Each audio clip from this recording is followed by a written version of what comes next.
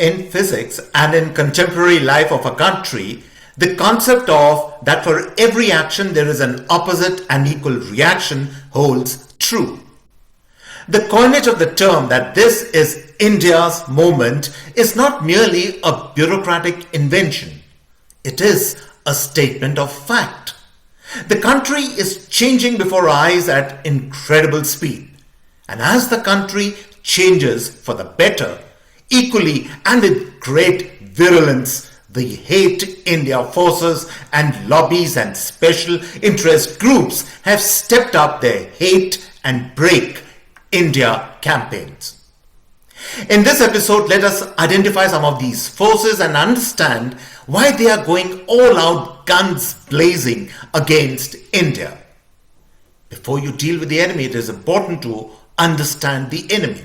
Only then you can deal with it. The forces hostile to India are many layered, and the reasons why they have launched a broadside against India now are quite complex. Let me simplify them for you. But before I do that, let me take the occasion to welcome all viewers of the CAA show. CAA, as all of you know, is Conversations and Analysis, and my name is Juggi Bhasin. To watch this video podcast, press the big red subscriber button on your screen. Subscription is, of course, completely free. A history lesson before we take a deep dive into this subject. It is not as if in the old days, India was not beset with problems of communities, caste and class.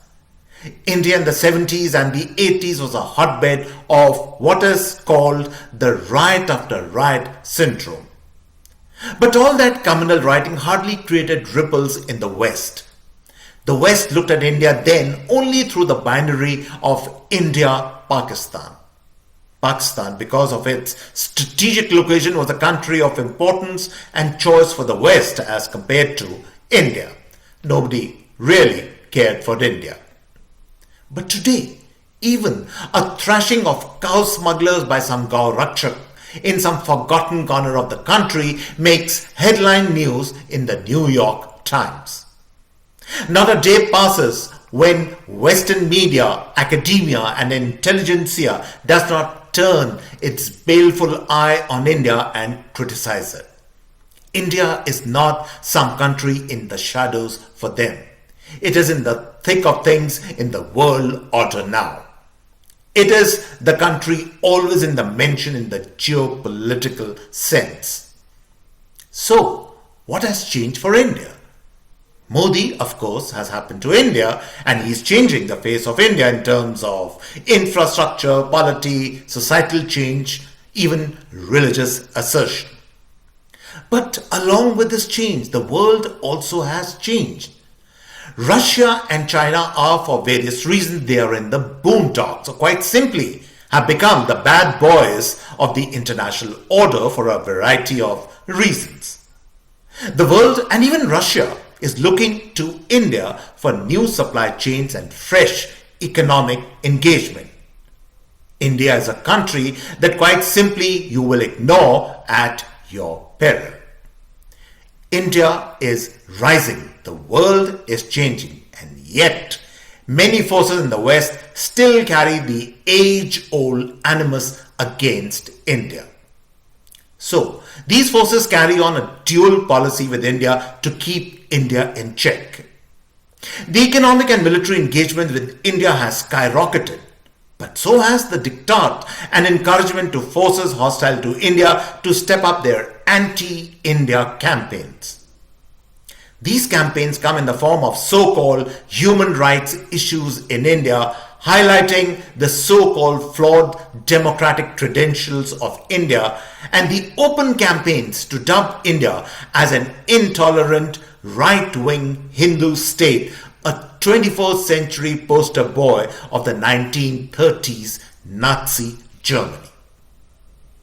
To give examples of this duality, the Australian Prime Minister enjoys great bonhomie with our Prime Minister for 3 days in India, predicting that trade between Australia and India can touch a figure of over $100 billion in the next few years.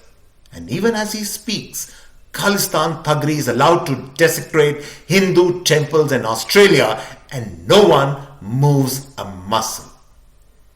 Ditto for Great Britain. The Foreign Minister, James Cleverly, is in and out of Delhi with the regularity of someone who does Delhi-Mumbai over the weekends. The British speak of an FTA with India in glowing terms.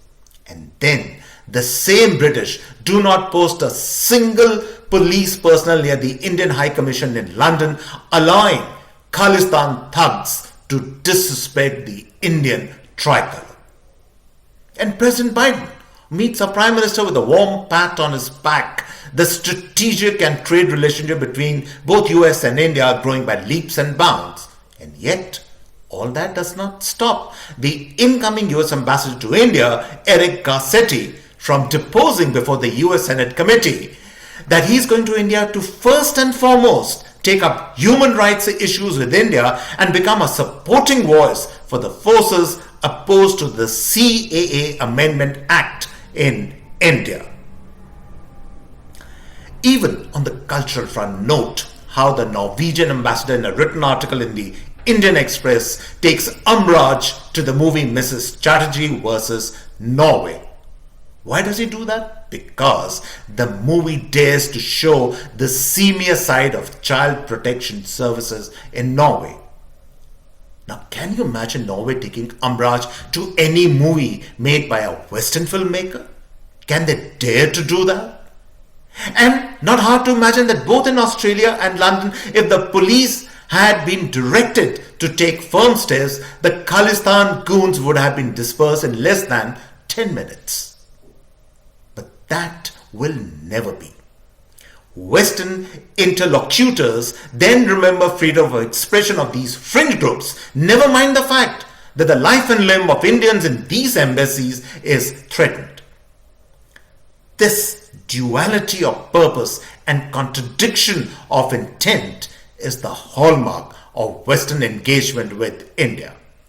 Engage with India for profit, but keep it on the edge on just about every sociological and political parameter. In the old days, the West used to intimidate the Third World by what was then called gunboat diplomacy. The same West no longer has the strength or the will or the inclination to confront countries like India by that manual. Gunboat diplomacy has been replaced by non-governmental activist coercion and spread. Knowing all this, we should also play the dual game.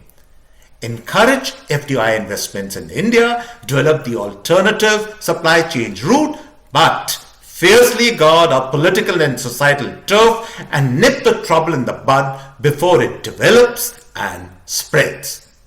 And prove two can play a game. And so on this note, I come to the end of this episode of the CAA Show. I hope you really enjoyed this particular episode. If you like our show, do subscribe to us. And on this note, it's goodbye and cheers from my end.